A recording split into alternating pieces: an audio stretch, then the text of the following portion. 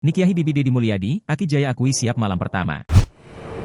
Sempat viral pernikahan lansia di Subang di mana Deddy Mulyadi jadi wali nikah mempelai wanitanya. Saat pernikahan digelar, sang mempelai pria, Aki Jaya memberikan pesan romantis untuk istrinya, Mak Uka. Momen pernikahan Aki Jaya dan Mak Uka ini viral setelah tayang di kanal YouTube Kang Deddy Mulyadi. Sebelumnya viral video saat Aki Jaya akad nikah dan tampak begitu tegang. Kini, Kang Deddy Mulyadi mengunggah video baru kisah Aki Jaya dan Mak Uka tersebut. Kali ini terlihat momen iring-iringan Aki Jaya yang mendatangi Mak Uka. Aki Jaya pun tampak ditemani rombongan yang begitu banyak.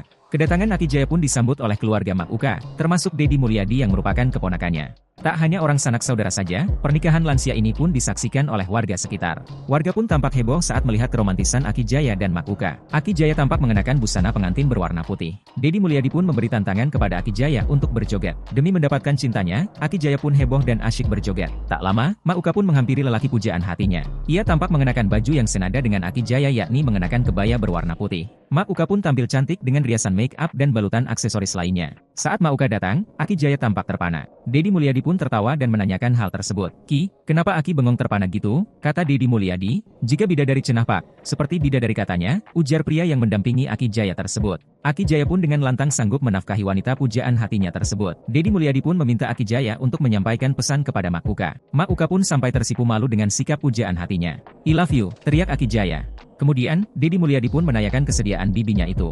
Mak Uka pun dengan senyumannya mengatakan menerima cinta Aki Jaya. Setelah itu keduanya pun langsung bergandengan menuju kursi ijab kabul.